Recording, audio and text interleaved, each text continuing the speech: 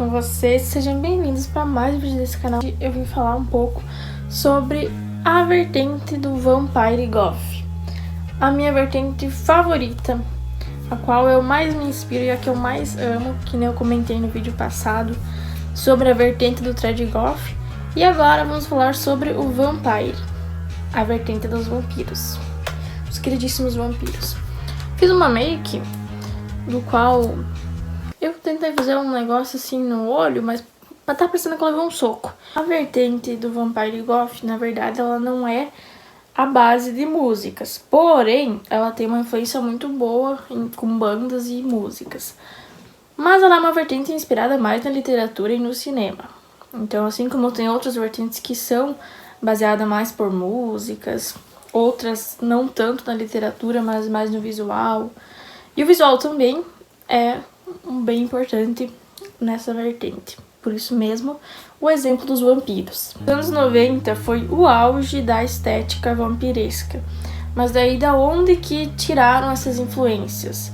A maioria das influências foram tiradas da literatura, e o cinema tirou influência da literatura, a música tirou influências do cinema e da literatura, e assim por diante. Uma coisa puxa a outra. Começando pelo mais famoso, que mais uma vez, aquela música do Bauhaus que eu citei no vídeo anterior, Bela Lugosi's Dead, também é uma das influências. Inclusive, tem uma representação do Drácula, que foi uma das primeiras literaturas vampirescas que aparece nessa música. Foi daí a inspiração. E assim foi. A era vampírica representava muitas coisas: macabra, mística, uma áurea imortal, mistério, sedução e romantismo. Por isso que assim, Vampire Goth é um dos meus preferidos por conta disso. Eu amo essa vertente e eu sou apaixonada. É a que mais me encanta. Vamos para alguns exemplos de literatura gótica. O Drácula de Bram Stoker, que na verdade foi esse que foi a primeira inspiração, que foi surgindo aí da banda do Bauhaus, que eu falei anteriormente. A obra O Vampiro, de John Polidori, que retrata sobre um vampiro aristocrata. Que, pelo que eu vi, aristocrata significa uma pessoa com uma classe mais elevada da nobreza. Uma das literaturas era as Crônicas Vampirescas, de Anne Rice. Pelo que eu vi, retrata uma história um pouco mais de vampiros sedutores. E temos também um pouco mais recente, que é Carmila, a Vampira Mulher. Essa obra é mais recente na literatura. Vamos falar sobre o cinema. Para mim, o cinema é o melhor de todos, o cinema. Sobre a literatura, eu não tenho tanto conhecimento. Eu citei algumas obras ali de acordo com o que eu fui pesquisar, porque eu não tenho muito conhecimento sobre livros e literatura, mas são muito importantes na história. E se você tem acesso, vai, porque leia, porque são ótimos livros.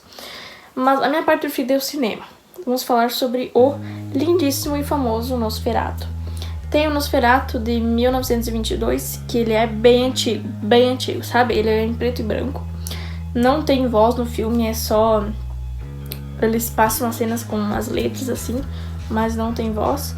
E aí você tem que ir entendendo o filme com isso. Eu assisti, tá disponível no YouTube, só que de tão antigo que ele é. Pra ser bem sincera, eu não gostei tanto desse Nosferatu antigo aí. Porque... tô acostumada com filmes modernos, né? Vamos ser bem sincera. Eu não gostei porque eu não consegui muito prestar atenção e não deu pra entender muito o que acontecia, assim, porque eu sou meio lerda. Eu já sou lerda pra assistir filme legendado. Imagina assistir um filme muito antigo que não tem fala e é só as letras, assim, passando durante a cena. E aí, talvez por eu não ter prestado tanta atenção, eu não consegui entender muito bem o que se passava muito no filme. Mas, e eu também não achei tão assustador. Não era pra ser assustador, era pra representar um vampiro. Mas eu pensei que ia ser mais legalzinho, por ser antigo, sabe? Mas minha opinião sincera, eu não gostei. Claro que é um filme bem antigo, 1922, gente. O cinema mal tava começando aí esse tempo. Então é claro que, né, é um filme que não vai agradar muito. Mas é uma boa representação do Nosferatu bem antigo. As minhas críticas mesmo foram pro filme ali que... gente, era antigo. Mas o Nosferatu novo, o que foi nos cinemas, esse eu tive o prazer de poder assistir nos cinemas. E por mais que ele é um negócio misturado com o romântico e o terror, gente, tinha uma cena que eu, assim, umas cenas que eu me assustei muito, que leva um susto, assim, sabe? E eu achei bom demais o Nosferatu. Fora que tem toda aquela história da melancolia por trás, entendeu? Por trás do terror tem aquele sentimento e toda aquela história de drama. Isso eu acho que foi o que mais ele apresentou. Mais um exemplo de cinema foi o Drácula, de 1931. Esse também teve muita influência, que é o Drácula, gente. O Drácula é o Drácula. Quem gosta de um vampiro mais asiático, temos Vampire Doll, de 1970. Eu não assisti, mas, pelo que eu ouvi falar, ele tem uma estética muito bonita no filme. Agora, entrando um pouco lá no expressionismo alemão, porque o expressionismo alemão ele tem também muita influência do gótico. E aí temos o filme Entrevista com o Vampiro, de 1994. Ou 1996, é algum desses. Antes que você me diga, ai, mas vampiros são só europeus, não sei o que, pessoas brancas. Sim, amor... Não, calma aí que eu vou explicar. A morbidez e a pele branca é sim um símbolo que representa muitos vampiros. Mas, gente, não é só a pessoa branca que é representada como vampiro. Temos exemplos de filmes com negros, por exemplo, Blade. É um filme que representa vampiros de outras etnias. Que nem eu falei ali, tem até vampiro asiático. Tem um filme também que é sobre uma mulher irânia, que ela é vampira. Eu esqueci o nome, mas tem um filme que é assim. Se você pesquisar, tem até vampiro índios, da Índia, no caso. Então, assim, ó, são várias etnias. Não tem uma regra que só é europeu e branco é vampiro. A Rainha dos Condenados, de 2002, um filme mais recente, também é um grande exemplo, junto com Blade, de vampiros de outras etnias. Ok? Para os tempos mais modernos, temos o filme Fome de Viver, que são vampiros que tentam se acostumar com a era moderna. E aí eles são perseguidos pela polícia, eu acho. Eles tentam, tipo, né, caçar suas presas sem ser vistos e coisa e tal, né? Os vampiros da modernidade. E se você gosta de algo mais humorístico, tem também um filme que é, na verdade, um documentário bem recente, não vou lembrar que ano que é, O Que Fazemos nas Sombras, que é, na verdade, um documentário. Mas é uma coisa de vampiros que não são tão levados a sério, né? É mais na base do humor. E vocês acreditam que me coçou a curiosidade para saber se a saga Crepúsculo é gótica moderna? E a resposta que eu encontrei foi o seguinte. Na verdade, Crepúsculo é mais sobre romance e fantasia. Por mais que tenha muitos elementos, por exemplo, da natureza, dos vampiros, que são elementos da subcultura gótica. Mas ele poderia sim ser considerado um gótico moderno? Talvez. Mas, gente, Crepúsculo foi a maior influência minha na infância pra gostar de vampiro, porque minha mãe gostava muito de assistir Crepúsculo e eu assistia. Criança, não digo, mais adolescente.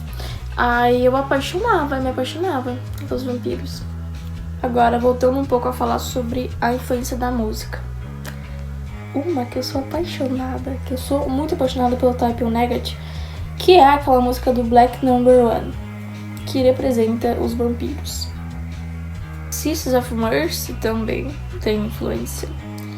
E no caso, vai ter bandas que vão repetir de uma vertente para outra, porque cada uma se mistura, entendeu? Tem uma outra que se chama London After Midnight, muito boa. Lembrando o Hanover, que é uma banda já bem famosa aí na subcultura.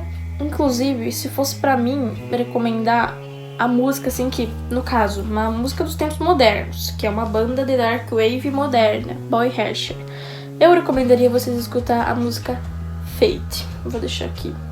Gente, escutem a música e assistam o clipe. O clipe representa uma vampira, mulher, com cabelo curto, e ela sai assim, e é uma pessoa jovem, e ela sai à noite e vai caçar suas presas. E, eu simplesmente adorei, foi um clipe de vampiro fantástico. Eu simplesmente amei. E muito na literatura e nos filmes você vai encontrar diferentes versões de vampiros.